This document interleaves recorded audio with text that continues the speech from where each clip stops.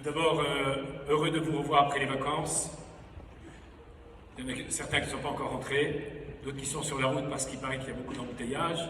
Mais nous allons commencer, nous avons dépassé le quart d'heure diplomatique, donc nous n'allons pas prendre plus de retard. Ce soir, nous allons essayer de traiter les secrets de la Magen David.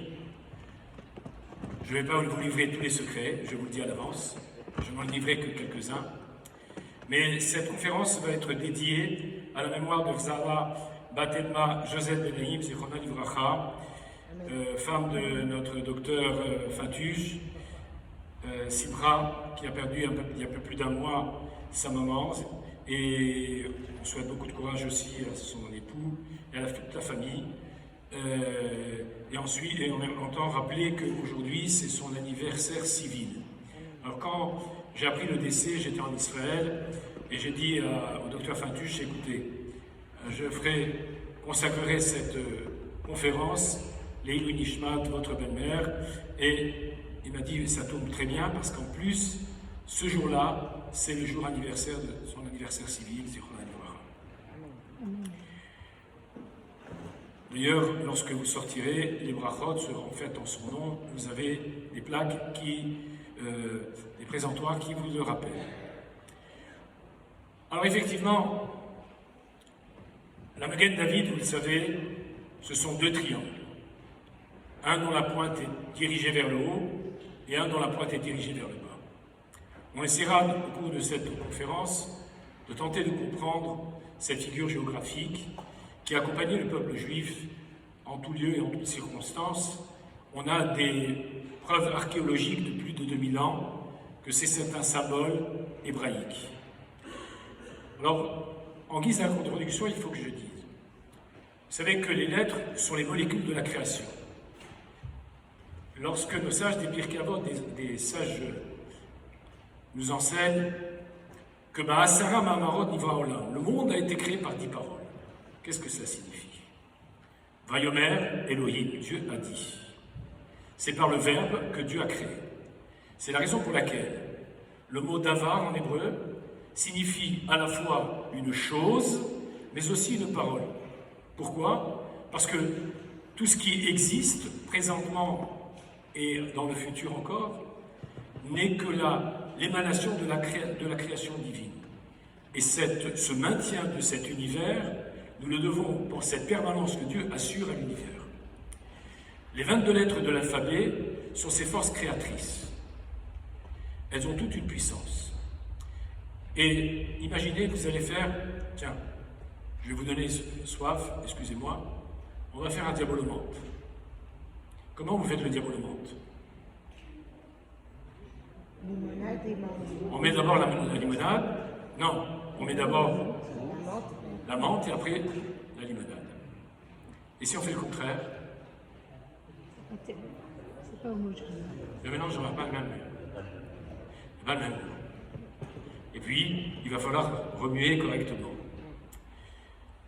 Alors regardez bien que chaque lettre a une dimension particulière et une force, une puissance particulière. Je vais prendre un premier exemple, celui de Sarah. Au départ, elle s'appelait Sarai, ma princesse. Dieu va lui changer son nom et va l'appeler Sarah avec un He. Quelle est la différence?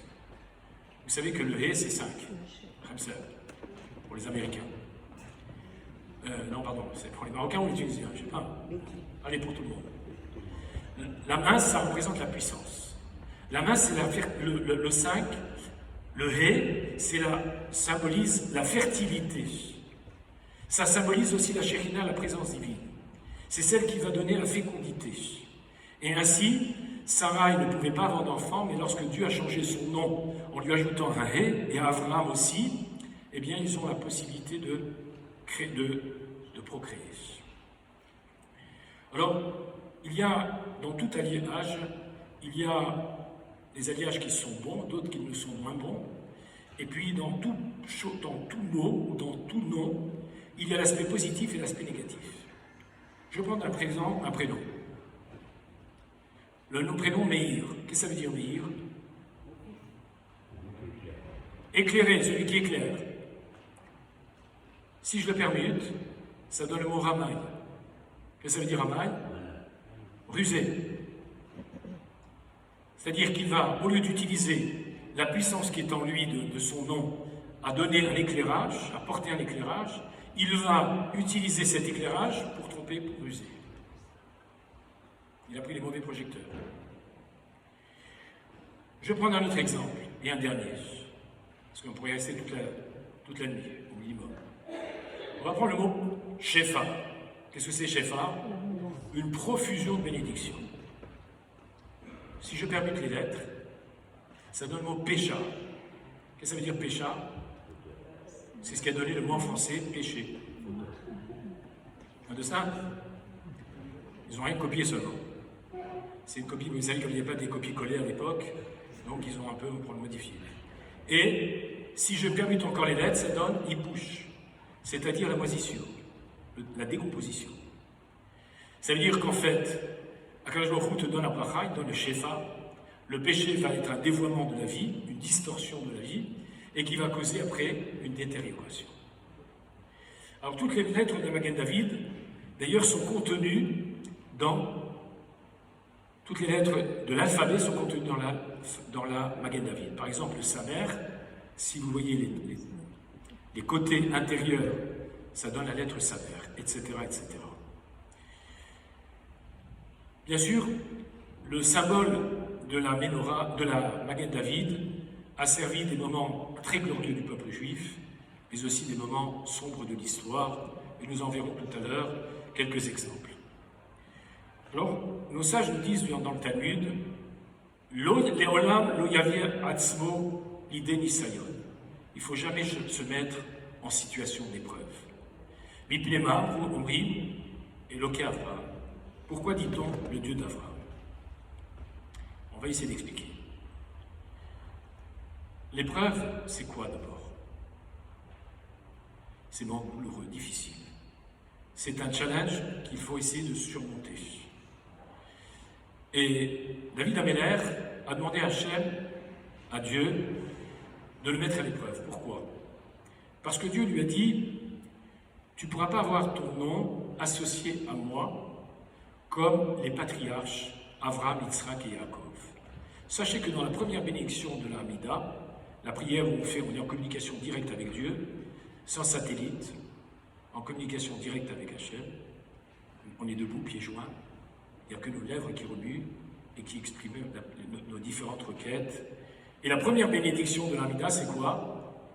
La Birkat Avot, la bénédiction des patriarches. Eloke Avraham, Eloke Yitzhak, Eloke Yaakov. Le Dieu d'Avraham, le Dieu d'Israël et de Jacob. Ah, mais il n'est pas notre Dieu à nous. Pourquoi ils se sont appropriés? Non, parce que Dieu associe son nom à quelqu'un qu'à partir du moment où il a justement fait un parcours sans faute. Et donc David Améler demande à Dieu d'avoir aussi son nom associé à lui. Alors, Dieu va lui répondre. Mais auparavant, Dieu dit « Otam amdou benisionot » Eux, les patriarches, ont surmonté les épreuves. Abraham en a eu 10, et pas des moindres. Dans tous les lieux, les circonstances de la vie. Il a gardé une confiance indéfectible en Dieu, en tous lieux et en toutes circonstances, quelles que soient les épreuves de sa vie. Alors David Améler, le roi David, dit « Mets-moi à l'épreuve », et voilà. Alors on voit bien que David Améler s'est mis en situation d'épreuve. Avant de poursuivre, la réponse et la suite, il est un verset de Shirachirim, le Cantique des Cantiques. Shlomo Améler, le roi Salomon, a écrit ce qu'on appelle le Cantique des Cantiques, dans lequel il exprime l'amour qui prévaut entre Dieu et l'homme. Et il a utilisé une phrase particulière.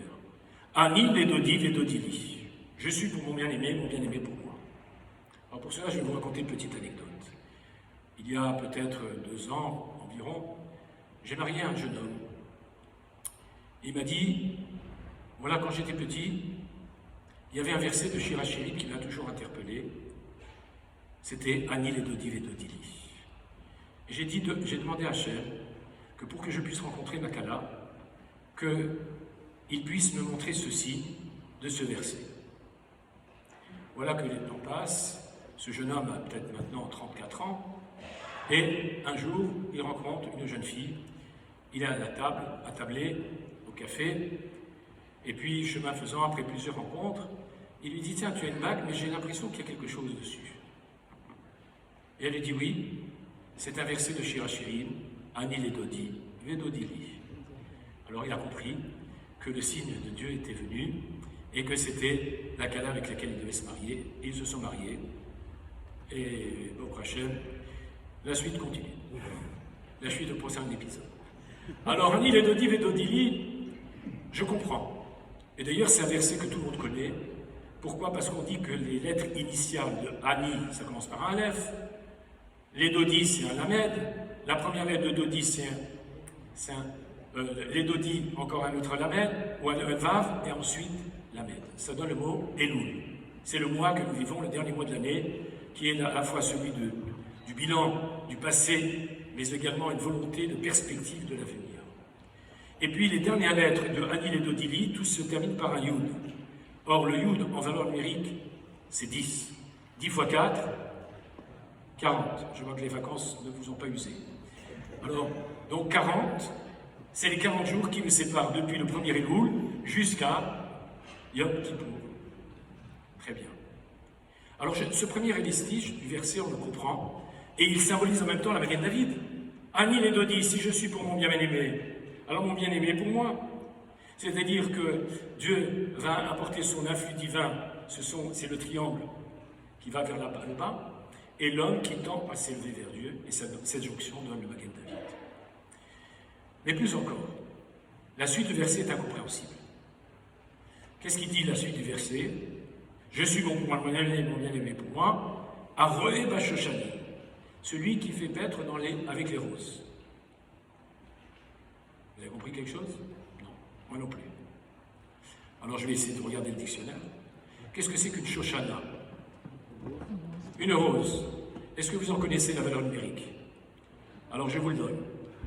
Shin c'est 300, Vav c'est 6, Shin c'est 300, Nun c'est 50, He c'est 5. Alors je répète, 300. Alors 300 plus 300 plus 50 plus 5. 650. Combien? 650. Oula. 650. Je vous ai tous largués, je crois. Vous êtes restés au bord, sur le rivage. 613. 300 plus 300 plus 50 plus 5. Pardon. Ah oui. Non, excusez-moi, parce que j'ai oublié le Vav. Ah. Autant pour moi. J'ai enlevé quelques pétales, laissez-moi. Alors, c'est pour ça que je disais que ça ne sent pas encore la rose. Alors, ça fait 661. 300 plus 300 plus 50 plus 6 plus 5, 661. 661 en valeur numérique contractée, 6 et 6 plus 1, ça fait 13, c'est Erad. Erad, c'est 1, c'est Dieu. D'ailleurs, le psaume que nous lisons pendant ce mois, c'est les David Hashem Orivishi. On le lit pour plusieurs raisons, mais l'une d'entre elles, 13 fois le nom de Dieu apparaît dans ce psaume. Et comme on le récite matin et soir, ça fait 26, c'est le nom de Dieu. Et ce nom de Dieu, c'est celui qui exprime la miséricorde. On demande que Dieu manifeste sa miséricorde sur nous, particulièrement dans cette période. Alors, qu'est-ce à voir les roses avec ce verset? Ça représente les 13 aussi attributs divins. Mais écoutez bien la suite. Vous avez déjà vu un berger, je suppose, pour ceux qui étaient dans le Jura pendant cet été, Sarna. Vous avez entendu les cloches qui ont sonné? Non, mais alors, comment le berger va conduire son troupeau? Allez-y, on vous écoute. Je ne vais pas vous laisser dormir ce soir, hein, vous savez. Ne vous inquiétez pas. Alors, avec un bâton, l'aiguillon. Ça s'appelle Darban. L'aiguillon. Donc il ramène le troupeau en piquant ou en tapant légèrement et l'animal revient dans les roues. Deuxième possibilité, le chien, très bien. Il y en a une troisième. Et vous savez laquelle? Clarine. Non. Le bouquet de roses. Comme les roses vont exhaler un parfum, le troupeau va rester rassemblé autour de cette odeur qui exhale. Mais en réalité, ces trois manières de conduire le troupeau, c'est aussi un petit peu comment Dieu, entre guillemets, va agir dans le monde.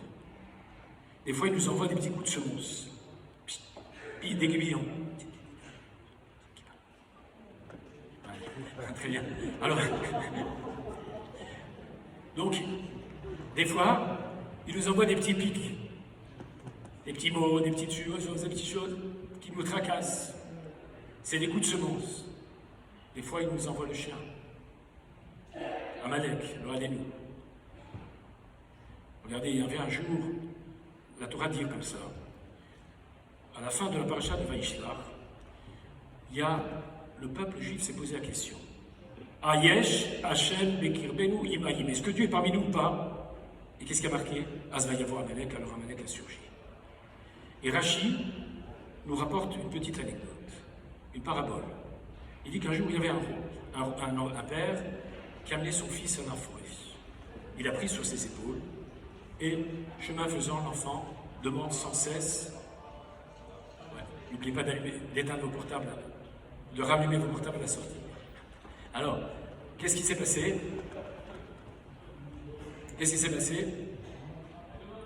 Alors, l'enfant demande à son père, tu peux me ramasser cette pomme de pain, tu peux me ramasser ce lierre, etc., etc. Et, chemin faisant, le père cède aux caprices de tous son enfant. Arrivé au sortir de cette forêt, il rencontre un passant et il dit, cet enfant dit, alors que l'enfant est sur les épaules de son père, est-ce que tu as vu mon papa ou pas? Il dit, comment? J'ai cédé à tous tes caprices, j'ai fait tout ce que tu voulais. Je te porte sur mes bras et tu dis, est-ce que Dieu est parmi nous ou pas? Alors il a jeté par terre et un chien est venu, l'a mordu. C'est pour ça qu'Amalek est venu. Mais il y a une troisième manière à laquelle Dieu aspire. Ani les dodi vedolidi, je veux vous faire conduire avec des roses, avec ce parfum de la Torah qui exhale, pour vous ramener dans le giron de la Torah, dans ce terrain des mitzvot. Alors, qu'est-ce que c'est qu'une épreuve? Je vais vous le dire dans une analyse. Nisayon, c'est ce que dit en hébreu. Ça vient du mot nes. Qu'est-ce que ça veut dire nes? Un miracle. Quoi encore? Un drapeau, un oriflamme. Alors, qu'est-ce que ça voit? D'abord, un nes, ça s'écrit Noun et sa mère. Noun, c'est Néphila. Qu'est-ce que ça veut dire Néphila? Une chute. Sa mère, Smicha, je te soutiens. Ça veut dire que tu es sur le point de chanceler et Dieu vient et te reprend. Il met un filet. Le nes, aussi, pourquoi? C'est un drapeau, parce que le drapeau, c'est quelque chose qui se voit au loin. C'est-à-dire que lorsque l'homme a surmonté l'épreuve, alors il est devenu très grand. D'ailleurs, le mot dégel en hébreu qui veut dire un drapeau, c'est les mêmes lettres que gadol qui veut dire grand. C'est pas pour rien. Vous avez compris? Très bien.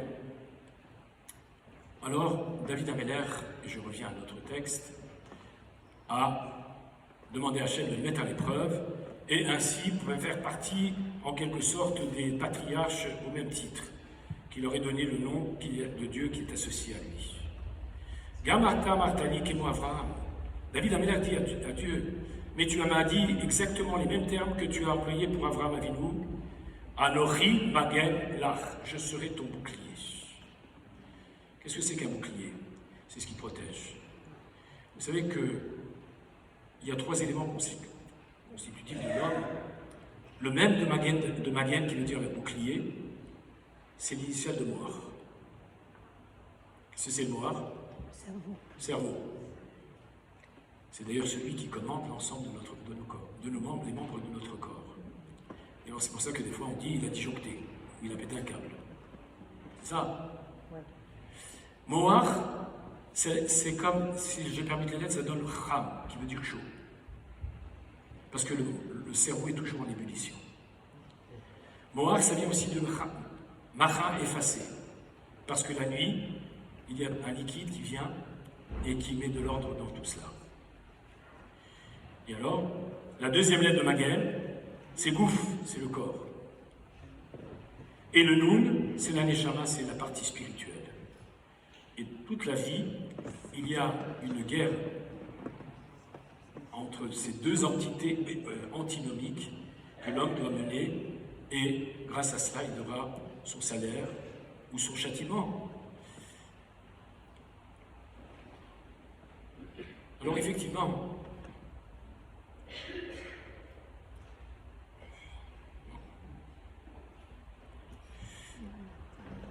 alors Akadosh Baruch Hu dit à David, David, Nirchalta, tu as trébuché.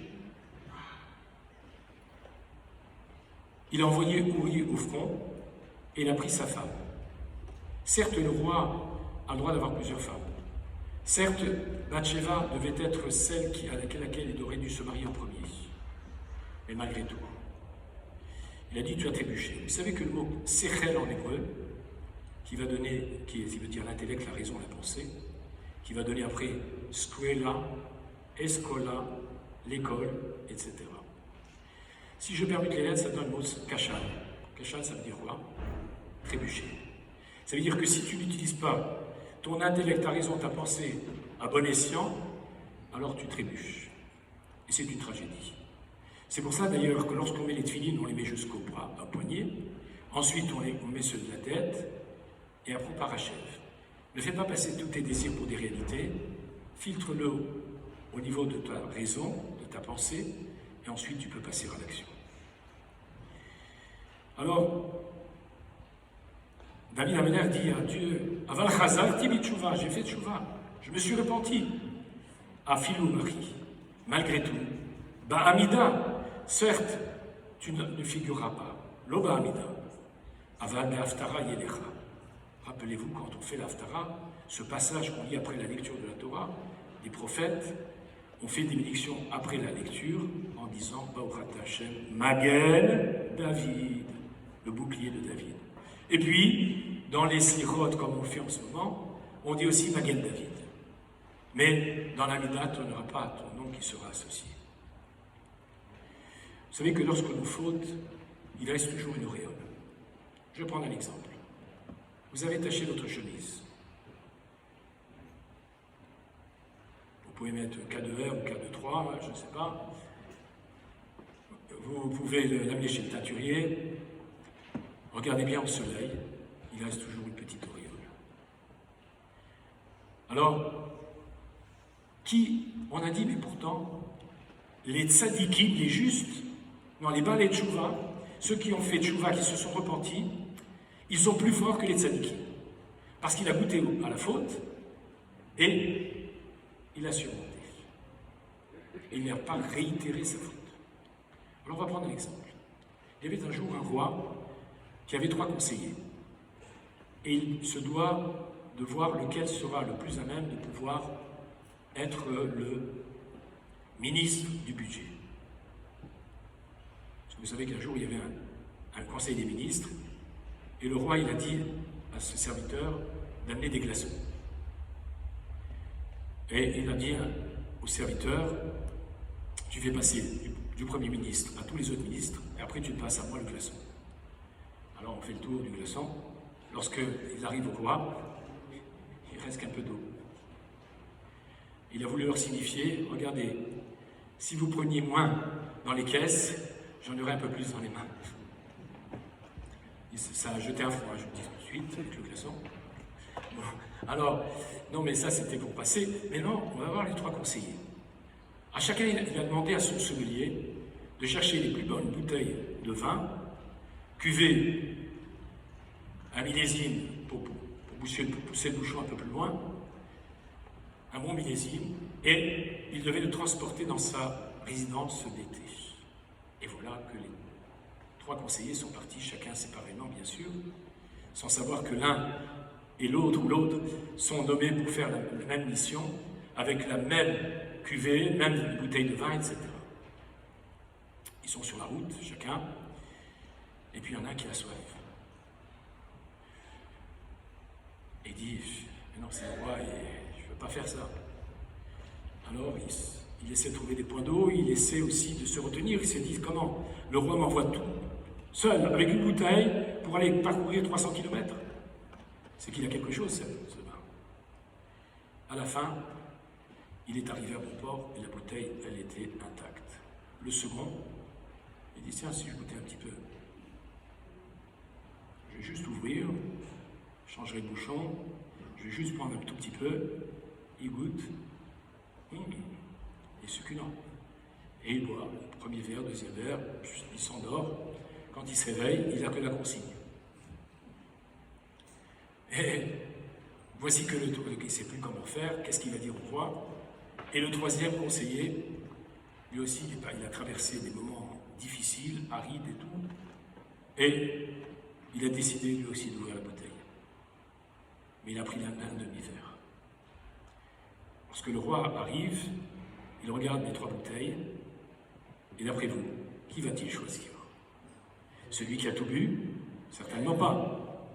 Celui qui n'a pas touché, ou celui qui a un petit peu entamé la bouteille? Celui qui a entamé un petit peu la bouteille. Et pourquoi?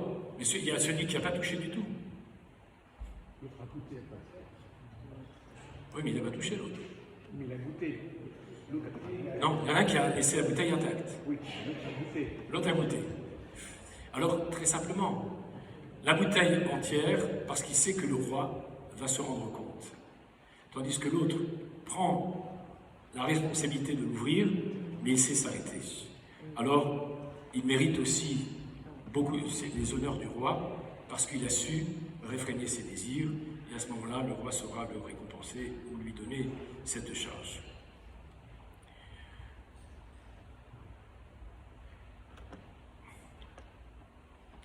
Voilà.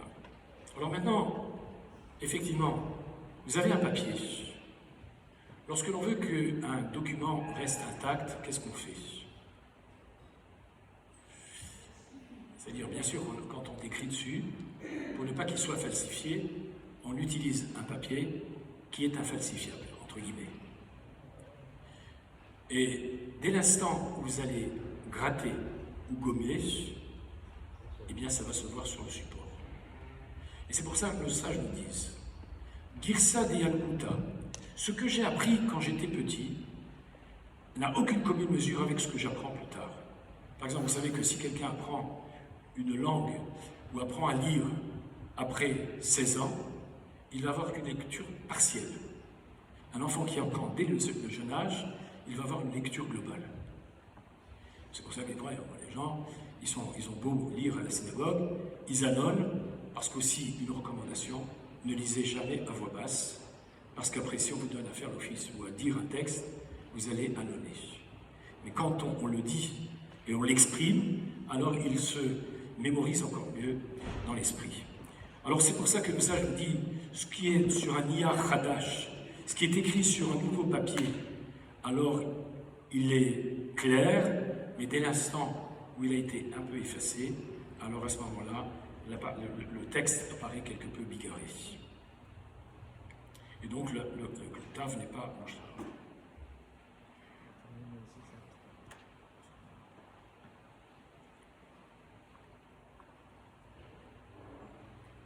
Comment on dit un ami en français, ça veut dire quoi? Mon ami. Eh bien regardez, ça vient de quel mot en hébreu? Ami, mon peuple. Et ennemi, un ami, il n'est pas de mon peuple. Ouais, vous me suivez? Bon. Regardez la force aussi de la langue hébraïque, elle est fabuleuse. Comment on dit un ennemi en hébreu? Oyev, il y a encore un autre mot. Celui qui haït, qui déteste. Sonné. Lisez-le maintenant en verlan. Enoch. Qu'est-ce que ça veut dire Enoch? Celui qui fait preuve d'humanité. Parce qu'en fait, dès l'instant où tu commences à haïr quelqu'un, c'est que tu as perdu une partie de ton humanité. David Ameller, il a eu de nombreux ennemis. Il a dit à telle enseigne qu'il a dit « Rabou Misarot Roshi, mes ennemis sont plus nombreux que la chevelure que je porte sur moi. » Alors, David demande Assez, Imi, Ot Ledova, fais-moi un signe favorable. Veirou, Sonaï, Veibochou, que mes ennemis puissent voir et qu'ils aient honte. Mahoulach, ta faute est pardonnée. Bechayecha et Nimodia. Mais par contre, durant ton vivant, je ne ferai pas savoir que je ne ferai pas savoir que quoi?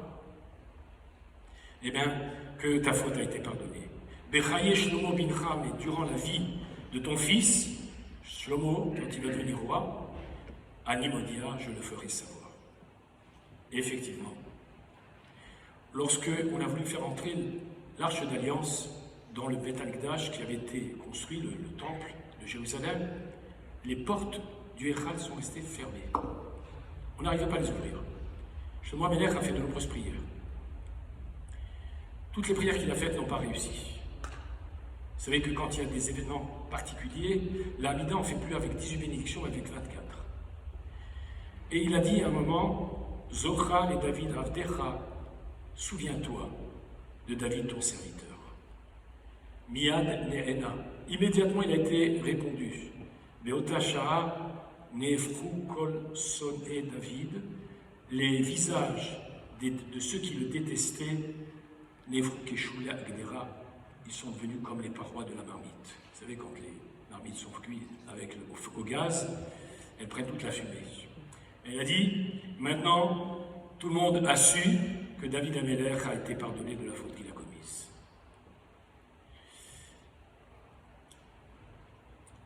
Le magen, le bouclier des soldats de David HaMelech était particulier. On dit qu'il avait Shlalosh Tzavot. Il avait 3 côtés. De quoi s'agit-il? En fait, c'était celui avec lequel il venait, avec le mérite des pères, Abraham, Yitzhak et Yaakov. Vous savez, je prends l'exemple d'une tzedaka. On dit, vous savez que la tzedaka, quand elle est vide, si vous mettez 3-4 pièces, elle fait beaucoup de bruit. Ça, c'est les gens qui vont choufouninès.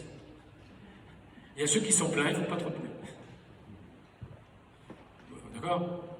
Alors, quand on a les 3 votes qui ont eu une somme de sollicitude, de mensuétude, d'investissement, d'énergie qu'ils ont déployée, d'exemples qu'ils ont apportés, eh bien, ça va être un capital qui va être thésaurisé à tout jamais.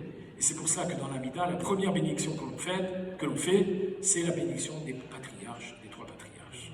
Et donc, lorsque les soldats de David partaient en guerre, eh bien, ils partaient avec cette force et cette énergie.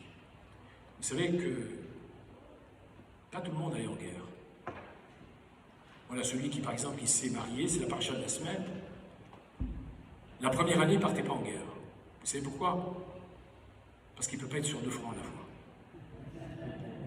Bon, je regarde, je vois si vous suivez. C'est bon. Ok? Non, ça c'était la petite blague. Non, c'est-à-dire que la première année, il est dit Vesimach et Ishto, Asher Lakach, la Torah dit il faut que tu réjouisses ta femme que tu as prise. Tu ne vas pas partir au front maintenant. Celui, Nata Kerem, il a planté une vigne, et là vient les vétos. Le pauvre, il n'a même pas joui des fruits qu'il a plantés. Mishacher Banabaït, celui qui a construit une maison, eh bien, il faut les traîner. Il va faire Hanouka Tabaït. Mais ce n'est pas terminé. Écoutez bien la suite. C'est là où je vais en venir. Celui qui a parlé entre les tefilines du bras et de la tête, qui rentre chez lui. Qu'est-ce que c'est si important? Oui. Même de ça, il ne va pas en guerre. Pourquoi? Parce qu'il ne faut pas qu'il y ait de dichotomie, de césure entre l'action et la pensée. Les deux sont interdépendants, importants en même temps. Alors le Zchut Avot, c'est un capital, donc on a dit qu'il est thésaurisé. Mais le Magen David, le bouclier de David dont tout le monde avait peur, dont on va voir à plusieurs reprises un petit peu ce qu'il constituait, il était avec 6 côtés. Pourquoi 6 côtés? Parce qu'en fait, il venait avec le mérite. Abraham, Yitzhak, Yaakov, Moshe, Aaron, Yosef. Avec ces 6 grands personnages. David va constituer le 7e berger, et d'ailleurs, à Sukkot, qu'est-ce qu'on fait? Chaque jour, on invite un invité dominant, et les autres sont récessifs, si vous voulez, entre guillemets. Et donc, il vient avec cette force particulière. Alors pourquoi 6 côtés? Et ça nous rejoindra avec la Maguette David, vous savez qu'elle a 6 côtés. C'est les horaires Zkut Shakadosh Baruch Hu Yageloto, Mikol Hatzdadim. Vous savez, nos ennemis, on en a plein. J'ai pas besoin de faire un dessin en couleur. Rien qu'en Israël, autour d'Israël, voilà, on ne parle pas des Nations Unies, etc. On ne parle pas de l'Europe, qui est avec nous, au Hachem. On est en Europe, oui, vous comprenez. On a besoin aussi de protection sur la terre, dans les airs et dans la mer. Vous entendez l'actualité et vous comprenez ce que je suis en train de dire. Alors, on a besoin de cette Ezra, de cette aide d'Akadosh Baruch Hu dans tous les sens et en toutes circonstances. Et nous arrivons à des moments difficiles de l'histoire. Vous savez, le premier de l'an s'appelle la Saint-Sylvestre. Auparavant, il s'appelait la circoncision. Vous savez pourquoi? Parce que le 25 décembre est né Yeshua. 8 jours plus tard, ça fait le 1er janvier. Donc il devait faire la circoncision. Et vous savez que le téléphone arabe a marché, ils ont cherché un Moël, et ça s'est transformé en Noël. Ok? Ou bien, Noël, il n'y a pas Dieu. Non mais, je vais être plus sérieux. Alors quand on célèbre la Saint-Sylvestre, si on savait ce qui s'était passé à cette époque-là, Sylvestre était un pape,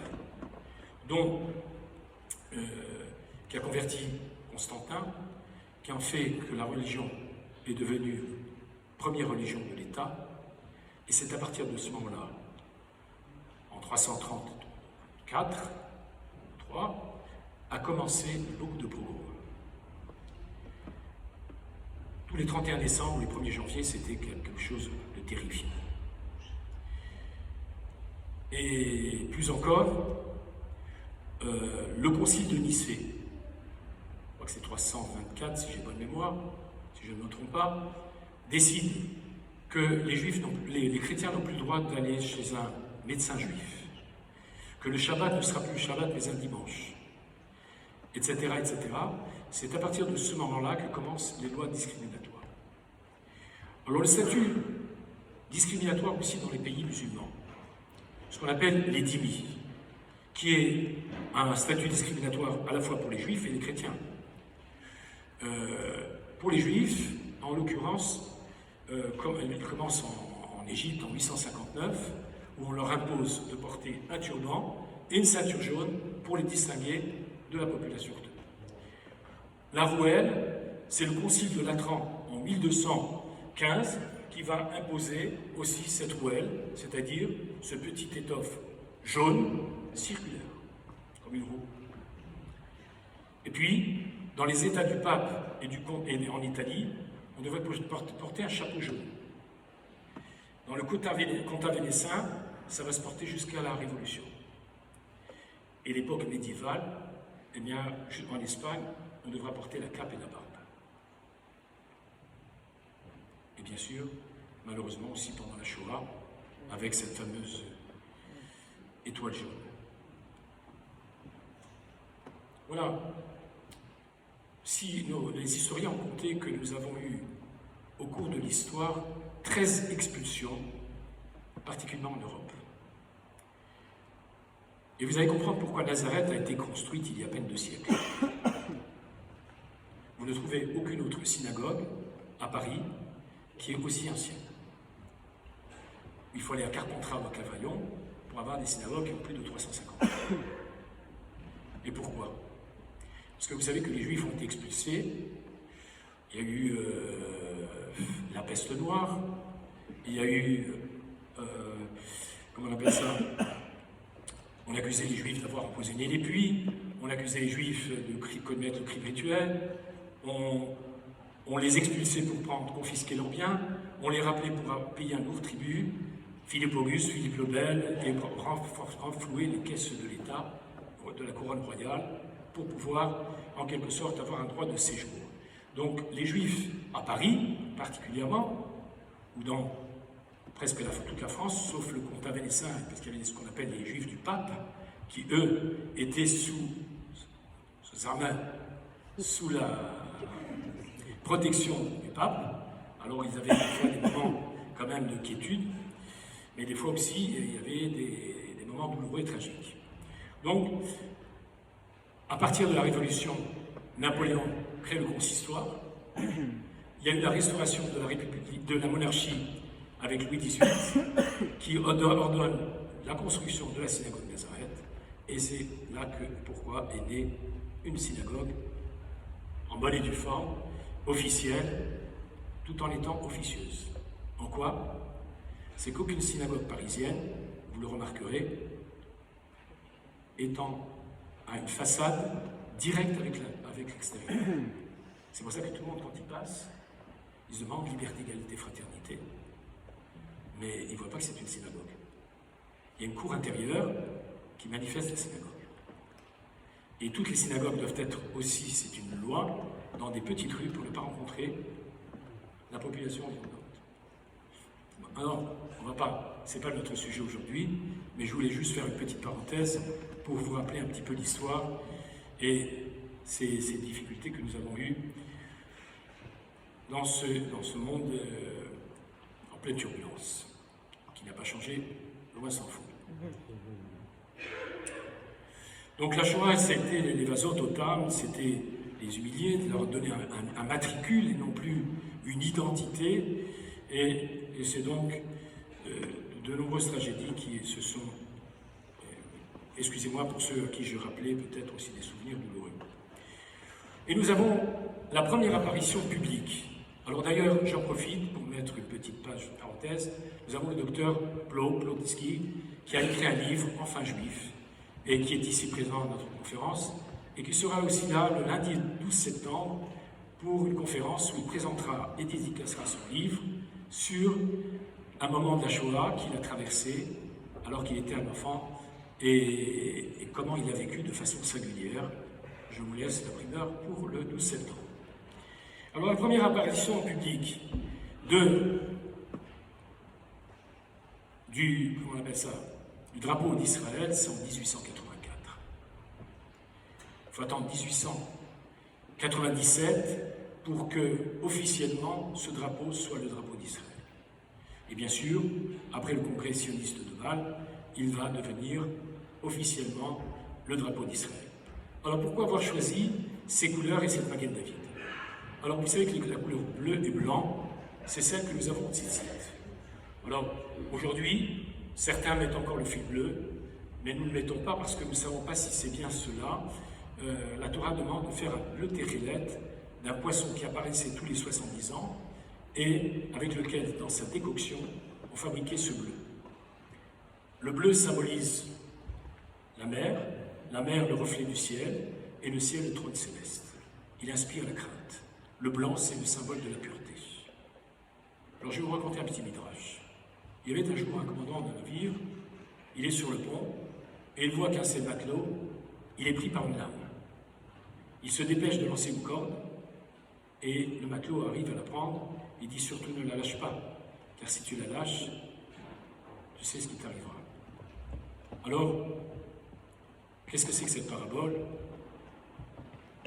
Le commandant du navire, c'est Dieu. Le matelot, c'est l'homme. La mer tumultueuse, c'est quoi? C'est cet univers dans lequel nous sommes. Avec toutes ces sollicitations, toutes ces vagues et ces raz-de-marée. Et Dieu nous dit, tiens, bien les tzitzit. D'ailleurs, dans ce monde-ci, ils ne coûtent pas très cher. Mais là-haut, quand on te dira pourquoi tu n'as pas mis les tzitzit, qu'est-ce que tu vas répondre? À dire, ah, je vais les mettre maintenant. Mais tu dis, non, mais c'est pas là-haut, c'est ici. Alors, les tzitzit, on dit, rattache-toi. D'ailleurs, quand je bouge en bas, ça bouge en haut, et quand je bouge en haut, je bouge en bas. Donc je suis rattaché. Vous savez qu'il y a combien de fils dans un tzitzit? 4 points. Là, il y a 8 fils multipliés par 4. 32. 32, c'est la valeur numérique du cœur. C'est ce qui a donné après, en anglais, love. C'est la prononciation ashkénaze. Vous comprenez? Alors, lève, et regardez bien comment c'est beau. La Torah dit qu'il faut mettre à ces canafs, à ces 4 coins du vêtement. Canaf, ça veut dire aussi des ailes. Je ne vais pas l'expliquer maintenant. On va faire la valeur numérique de canaf. 20 plus 50 plus 80. Bien. 150. Multiplié par 4. 600. 600, c'est tzitzit. Lorsque je mets les tzitzit, je montre que j'adhère, il y a 8 fils et 5 raies, ça fait 613. Je montre que j'adhère aux 613 commandements. Et voilà, donc, aussi, on a choisi la Magen David parce qu'effectivement, on la retrouve dans la tradition juive, dans la Kabbalah, dans de nombreux textes. Et c'est ainsi qu'elle a été choisie. Et en 1948, ça va être le drapeau d'Israël, officiellement, avec les couleurs du talit.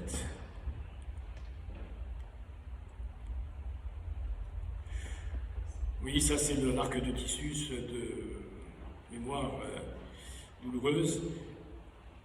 Alors, il y a, vous avez tous remarqué, qu'est-ce que vous voyez là? Une menorah. Mais c'est une menorah particulière, dans laquelle il y a un psaume qui est écrit. Il est bon de le lire tous les jours. C'est un moyen de protection pour l'homme. On dit que le bouclier de David Améler avait aussi ce psaume. Il est sous forme de menorah, de chandelier à 7 branches. Parce que vous savez qu'il faut être chébrant. Hein, vous regardez? Bon, regardez bien. Si vous regardez le visage de l'homme, qu'est-ce qu'il a? Il a 7 branches. Comment? Les 2 oreilles, les 2 yeux, les 2 narines et la bouche. Or, dans le Beth Amikdash, les 3 lumières de droite et les 3 lumières de gauche convergeaient vers la lumière centrale. Parce que ce que vous entendez, ce que vous voyez, ce que vous sentez, c'est la bouche qui l'exprime. Et c'est pour ça que David Shlomo Améler a dit Ner tzadiki midlak. La lumière des justes, elle est claire. Ner Yeshai midrach, la lumière des impies, elle est fumeuse. C'est pour ça qu'on les appelle les fumistes. D'accord? Il faut ramoner. Alors, je ne vais pas ramoner maintenant, et on va continuer. Ah, voilà, c'est parti. Celui qui lit la menorah, ce psaume dans la menorah, c'est comme s'il avait allumé la menorah dans le Beth Amikdash. Ou bien, quand il est sur le Aron HaKodesh, celui qui fait un rideau avec ce psaume, c'est aussi bon pour toute la communauté. Celui aussi qui le lit comme cela, jamais il ne manquera de pain, de nourriture. Et plus encore, à la clave, c'est Yotertov, c'est mieux de le lire dans le parchemin lui-même.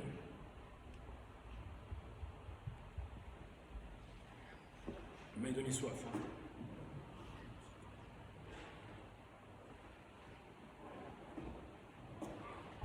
Docteur Fatuche, l'empreinte digitale, elle est unique ou pas? Est-ce qu'il y a quelqu'un au monde qui a la même empreinte digitale? Personne. C'est fabuleux. Si vous prenez 1 euro, vous le frappez, c'est tous les mêmes. C'est sonnant et trébuchant. Alors, et pourtant, Dieu, à partir d'un homme, il a créé toute l'humanité, avec chacun sa truc. Alors regardez bien. Etzba en hébreu, ça s'écrit Aleph. Si je décompose en 2 mots, Aleph c'est 1, Tseva ça veut dire couleur. Empreinte unique. Plus encore, si vous voyez les lettres initiales de Etzba, El, Tsarir, Medika, Od. Nul est besoin de faire d'autres analyses. Tout est dedans. Vous vous rendez compte? Toutes les appellations. Je prends un autre exemple. Un dernier.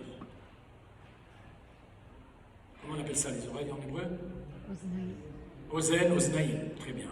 Ça vient de quelle étymologie?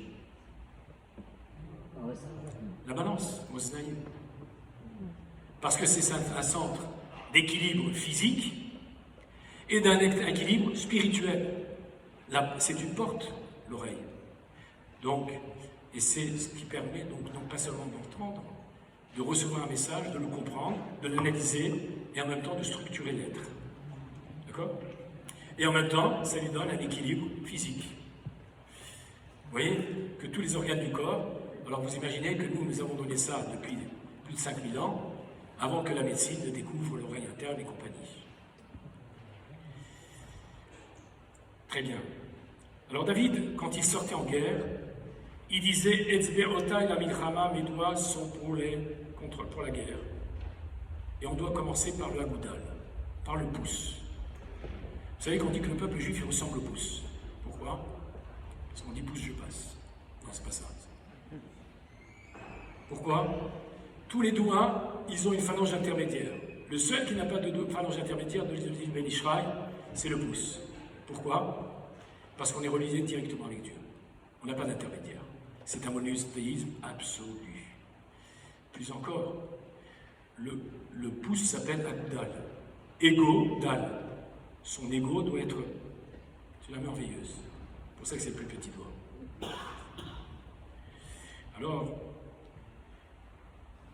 la Magen David, on peut dire aussi que lorsque les bénis Israël traversaient le désert, lorsqu'ils campaient, toutes les 12 tribus d'Israël étaient placées comme la Magen David. Et au centre, il y avait le Mishkan, le tabernacle. Autour, les Lévi'im, et ensuite toutes les tribus qui étaient agencées comme ça. Alors regardez le nombre de fois qu'il y a le nom de Dieu, puisqu'il y a 6 côtés, si on veut. On peut en trouver plus, bien sûr, sur les autres côtés. Ça fait combien? 6 fois 26, 156, c'est Sion. Alors David Amelech, il dit, quand il partait en guerre, « Etzbe'otai la milchama » mes doigts sont pour la guerre. À Oyev Nofel, les ennemis tombaient. D'ailleurs, vous savez qu'une fois, il y avait dans la plus haute, comment on appelle ça, école d'instruction aux États-Unis, il y avait un juif qui se trouve là, et le général instructeur leur fait passer des vidéos sur l'ensemble des guerres qui se sont passées dans le monde, et à la fin du cours, il y en a un qui lève la main, c'est le juif. Il dit, monsieur le général, en général, pouvez-vous me dire pourquoi vous n'avez pas parlé d'Israël? Il dit, c'est très simple.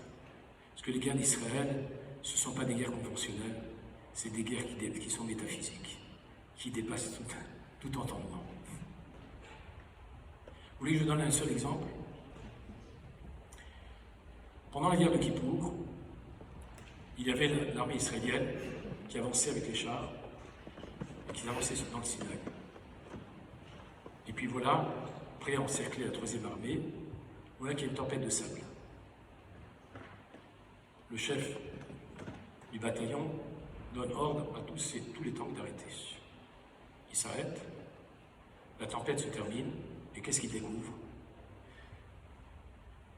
Qu'il y avait un champ de mine. S'ils étaient plus loin, sans cette tempête de sable, ils auraient tous sauté sur les mines. Alors, on peut prendre plein d'exemples. D'ailleurs, à chaque fois, le monde est étonné de ce que fait Israël, en toutes circonstances, c'est particulièrement osé, en TB, toutes sortes de choses comme ça, ou bien quand on voit ce qui se passe autour d'Israël et ces derniers jours, encore plus. Alors, il y a un psaume, le premier que l'on dit le Shabbat matin, Torat Hashem Temima Meshivat Nafesh. Ce verset comporte 5 mots. Le deuxième mot, c'est le He, c'est le nom de Dieu. Deuxième verset. Alors c'est pour ça d'ailleurs, une des raisons pour lesquelles, lorsque la mariée vient, elle attend avec impatience, mesdemoiselles, Bezat Hashem à votre tour, votre khatan va prendre l'alliance, va vous la présenter dans l'axe du doigt, et va dire Ariat Mekouté Shetli, Betabazo, Gedat Moshe Israël, et va vous. Pourquoi spécialement à l'index? D'abord parce que les parents ils doivent montrer, indiquer. D'ailleurs, horrible, ça veut dire enseigner, montrer, indiquer. Et plus encore, parce qu'à chaque fois, c'est le nom de Dieu qui apparaît dans les versets que nous avons cités. Et donc, David Amelech, cité pendant qu'il allait contre les ennemis, il disait Torah Hashem Temima Meshivat Nefesh. La Torah de Dieu, elle réconforte l'âme. Elle est parfaite et réconforte l'âme de l'homme. Et doute Hashem ne Emana. Le témoignage de Dieu est fidèle. Elle markimat peti, elle rend la sagesse au sot. Pikoudé Hashem Yesharim et Samechenev. Les préceptes de Dieu sont droits et ils réjouissent le cœur. Autre verset encore, puisqu'il y en a 6. Toujours encore ce chiffre aussi qui peut être là. Mitzvat Hashem Lara Meirat Enaim, la mitzvah de Dieu, il l'a créée pour éclairer les yeux. Irat Hashem Teora Obedet Lahad, la crainte de Dieu est vérité et Tzaddeku Yartav, et tous les événements concourent à montrer qu'il y a une unité dans l'action. Je vais prendre un seul exemple. Les Russes ont eu besoin de leurs missiles, ils les ont rapatriés de Syrie en Russie. Ça laisse une totale liberté d'action pour Israël de ne pas voir ces trucs russes. Regardez comment. Damal peuvent aussi vous finir manière.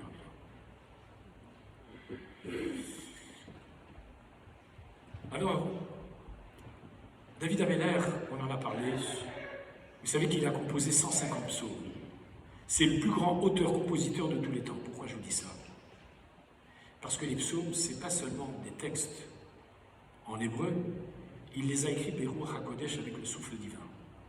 Et ils ont un message incommensurable. Ils réconfortent aussi l'homme. Vous avez un spleen, vous avez la race tunisienne, marocaine, algérienne, ashkénaze, polonaise, tout ce que vous voulez. Lisez Téli, vous allez voir, ça porte un réconfort. Excusez-moi pour ceux que je n'ai pas cités, pour les Russes que je n'ai pas cités. Alors,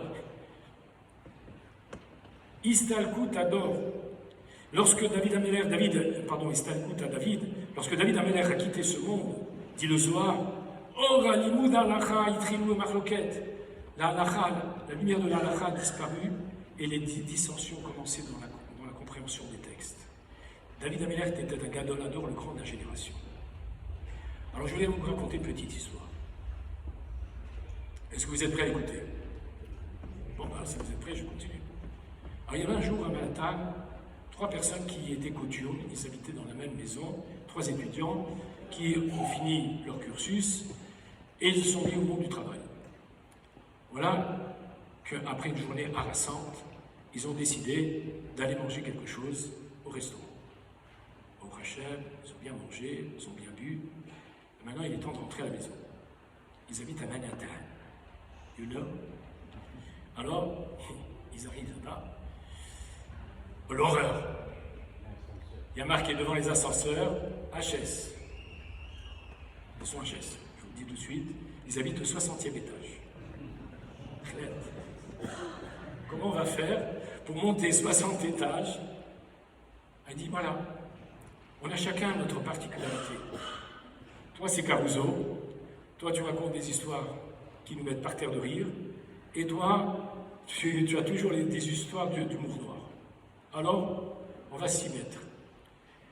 Elle dit, bon, toi, le chanteur, tu vas commencer. Parce que c'est plus difficile à chanter quand on est en plein exercice.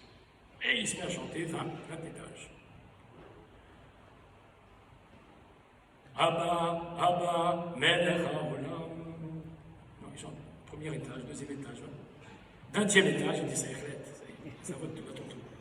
Alors, tu racontes des histoires. On est par terre de rire.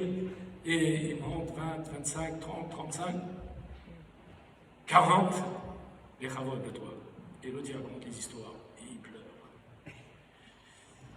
Il arrive au 59e étage, il dit cette histoire, vous n'allez pas la trouver du tout marrante. J'ai oublié les clés dans le bureau.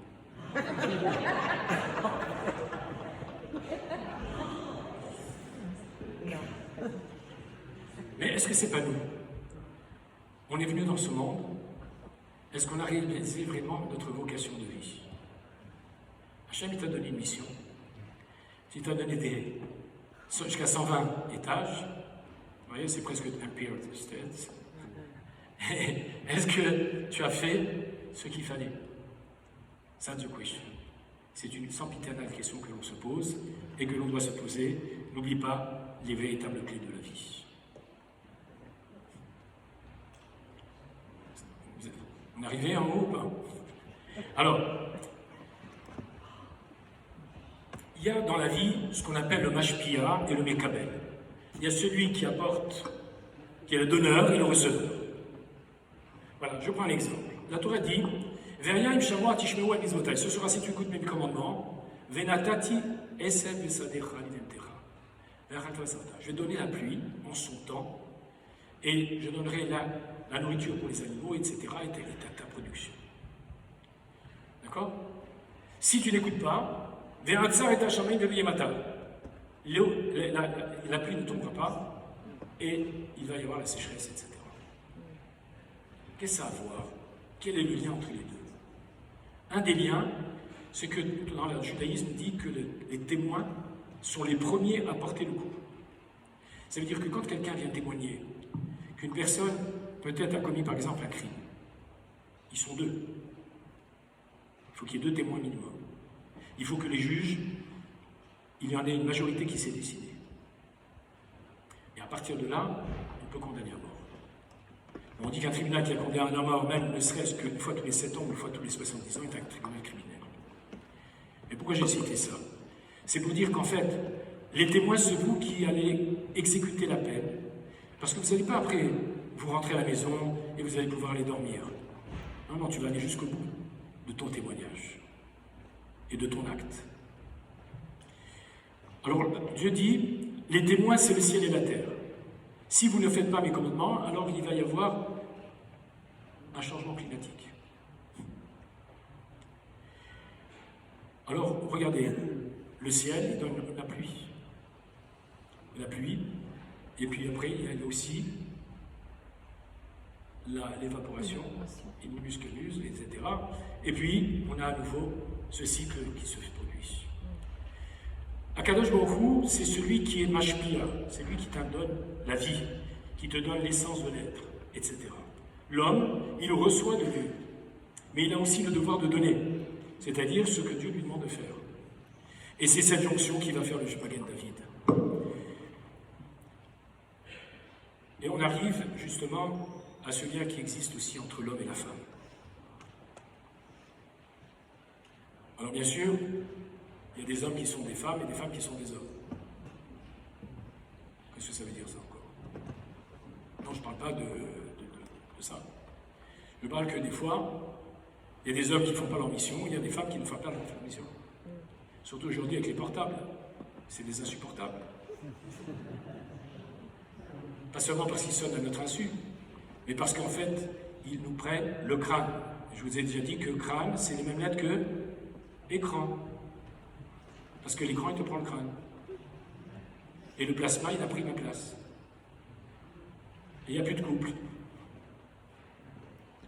Et on va rester dans son petit coin. Et on va rester célibataire, etc., etc. Alors, Dieu Kadosh Baruch Hu, il a fait en sorte que l'homme et la femme n'ont pas seulement une différence de physiologique, mais aussi dans l'esprit, dans la pensée, dans la... Voilà. Une femme pour se préparer, je ne parle pas du mikvé, mais pour se préparer ne serait-ce que le matin, il lui faut 2h50 minutes et 25 secondes, à peu près, et un homme, en un quart d'heure, il est déjà prêt. A pris le bain, il est habillé, il est machiné. Il a même pris le petit déjeuner. Il n'a pas vidé la technologie. Ok? Alors, Dieu a dit, Zachar nekeva baraotam, mâle et femelle, il les a créés, Vaikra et Shema Madame, il les a appelés les deux Adam. Et vous savez pourquoi une femme s'appelle Madame? Parce qu'elle a été tirée, mais Adam. Understand? Et nous arrivons à la force 7. Parce qu'il faut que je termine la conférence. Je crois que vous êtes fatigués de m'écouter. Et moi, je suis fatigué de parler. Alors,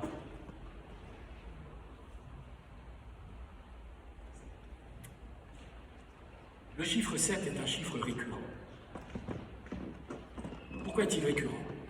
D'abord, dans la structure de la création du monde, Dieu crée le monde en 6 jours, le 7e jour, il se repose. Dites-moi, entre nous, parce que Dieu il se repose.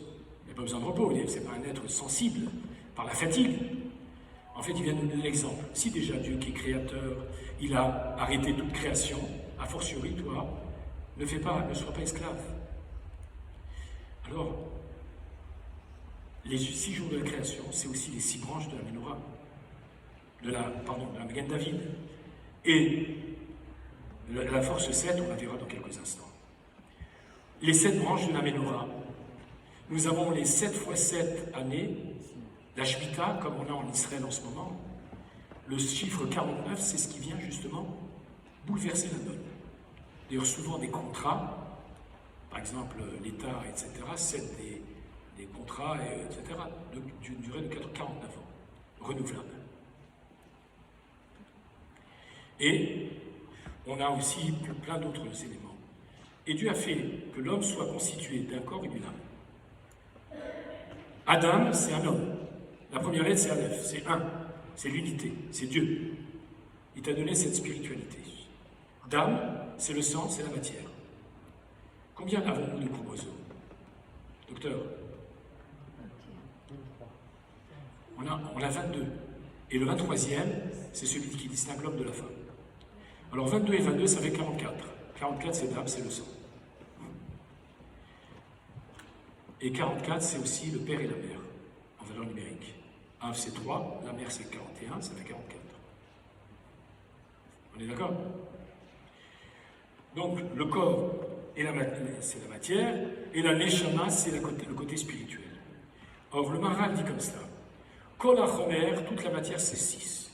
D'ailleurs, regardez bien ici, on a 4 murs, on a un sol, on a un plafond. D'accord? La rouchaniout, la spiritualité, c'est le 7. C'est quoi? C'est justement ce qui est à l'intérieur. C'est-à-dire ce qui va réunir l'ensemble de ces éléments qui va le constituer. La Magen David, c'est la même chose, elle a 6 branches, mais la centralité, c'est la 7e, comme le Mishkan, le tabernacle qui était au milieu du camp d'Israël, qui campait comme la Magen David, et au centre, il y avait le Mishkan. Donc tout ce qui est spirituel, c'est le chiffre 7. Ah, c'est fini? Alors, je vais peut-être vous laisser la possibilité de poser des questions, si vous en avez.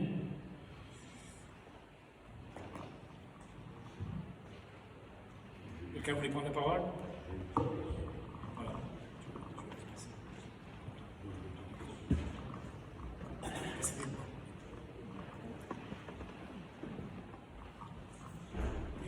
Ce qui est commun à David et à Rabbi Shimon Bar Yochai, tous les deux se retrouvent dans des grottes. Un, il se réfugie, l'autre, il crée le Zohar. J'aimerais savoir, est-ce qu'il n'y a pas d'autre partie dans la Torah où on parle encore de grottes et pourquoi ces grottes-là, d'un côté, c'était la sécurité pour David Améler, je suppose qu'il y avait quelque chose de spécial, hormis l'araignée qui a tissé sa toile, et pour Rabbi Shimon Bar Yochai, qui est resté des années avec son fils pour créer le Zohar, est-ce que dans la Torah, il y a d'autres parties où la grotte a été un élément clé? Bon, d'abord, il faut expliquer pourquoi, finalement, la grotte, bon, d'abord, il y avait la nécessité du moment, mais il y a une chose importante. C'est qu'en fait, lorsque là on est, voilà, je prends l'exemple. Lorsque vous êtes à New York ou à Paris, la présence divine, elle est moins perçue. Pourquoi? Alors que donc on est dans le désert, le ciel et la terre se rencontrent. C'est-à-dire qu'on ressent plus cette nature, cette présence divine, et c'est pour ça que, par exemple, les chassidim font l'Hitbodedut des doutes, ils font, par exemple, comment on appelle ça? Et voilà, ils restent seuls pour essayer de ressaisir leur âme et de retrouver l'authenticité. L'introspection. Ouais, et bien l'introspection, mais aussi l'authenticité, parce que le monde moderne, il nous fait oublier les réalités du monde. Alors, cette technologie, elle est magnifique, mais elle a aussi son travers. Comme toute chose, comme on a vu tout à l'heure, dans toute chose, il y a le pôle positif et le pôle négatif. Ouais. Il y a d'autres questions? Une autre question, s'il vous plaît. Oui, bien sûr. Dans tous les Teilim, sur la plupart, quand on voit, oui, parce que je vais rentrer sur d'autres questions. Qu'est-ce qu'il a de fort déjà le le psaume 91, puisque l'on le fait par rapport à, je parlais avec les rabbinim à mon honneur. Avant, quand on est à côté du corbillard, 91, qu'est-ce qu'il a bien de spécial par rapport aux bêtes? Très bien. Ça, c'est une. Voilà. Deuxième, Alors, oui.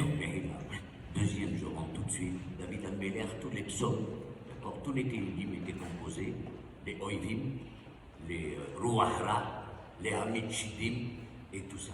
Et comment ça se fait qu'il est rentré dans une face un peu obscure?